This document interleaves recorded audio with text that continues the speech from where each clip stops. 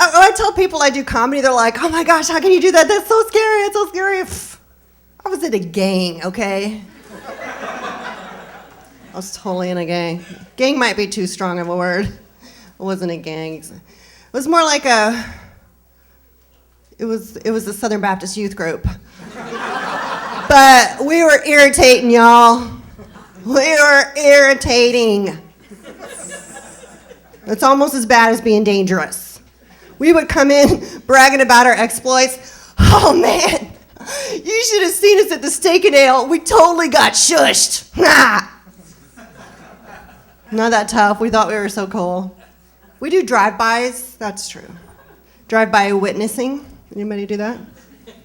Yeah, we'd be in the car. All right, slow down. Look at that. Hey, buddy. Yeah, I'm talking to you. Jesus loves you. Give me the Bible. Go!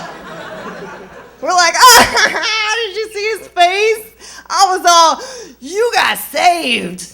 Yeah, it was lame. It was pretty lame. I'm a divorced single mom. Holla. Yes, it's true. Not bragging. And you know what's funny is my friends are they're always like, Joanie, you're single. You should be dating. You go, girl. Which is one of my favorite things in the world is when middle-aged white ladies are all like, you go, girl. It's your birthday. They do. But here's the thing. There's a big difference between being single and being divorced, okay? I've been single. I know what it's like. I used to complain about being single. I can't even believe that now. I did. I'd be in a nightclub and be like, I don't have a boyfriend. This sucks. Ooh, he's cute. I gotta go see what happens. Do. That's being single, okay?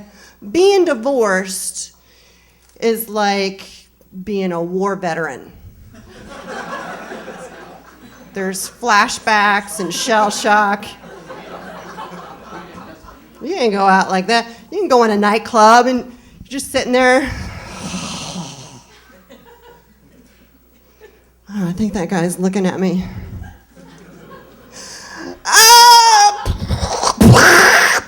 Fire in the hole! Run away! In slow motion and everything. It's not sexy. It's weird. It's like I've got emotional shrapnel still lodged in there somewhere. I was like, oh man, my divorce is acting up on me again. Ugh. Woo! I think it's gonna rain. You know who's got it easy in life? You may or may not disagree with me. Tell me if you do. I think guys have it really easy. Do you agree? I do. I agree with myself wholeheartedly. Because, you know why? It's not anything bad. It's just because guys can make a game out of anything. That is so awesome. Seriously. Anything. Like, I had these friends, these guy friends. They had this game. This is true. They would go into the men's room and pee on the deodorant ball in the urinal. You know what I'm talking about? And try to turn the whole thing light blue. That was the whole game. They loved it. They had a ball. They just pee on it, flip it around, try to be pee-ball wizard or whatever. Girls can't play those games. I peed on a stick once and it turned blue. Now I have a 12-year-old. So it's like a little more responsibility with the prizes is all I'm saying.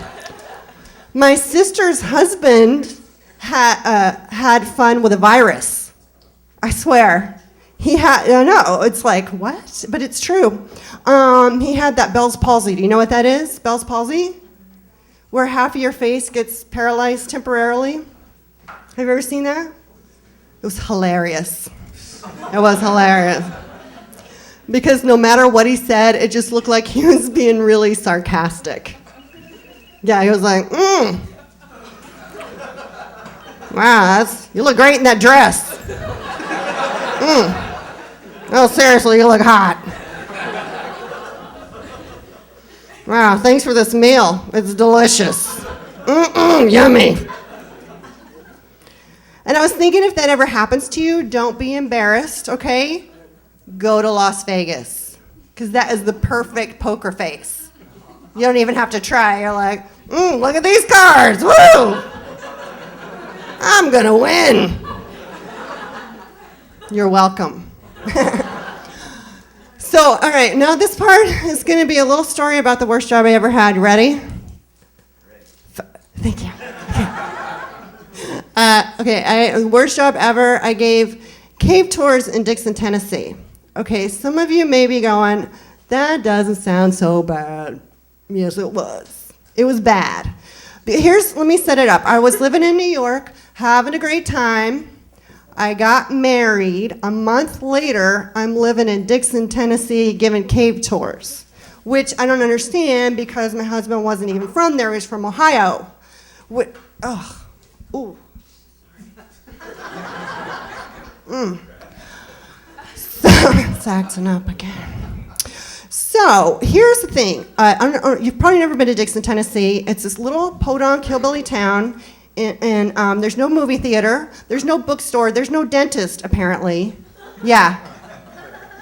And I live 20 miles outside of there in the mountains. I don't know if you've ever experienced honest-to-God mountain people.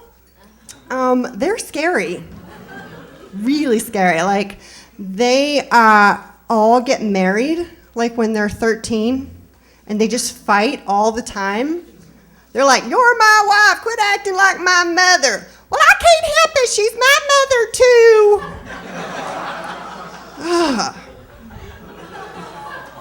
It's harsh. And the thing is, it is beautiful country out there, and I will give it that. It's beautiful, paradise.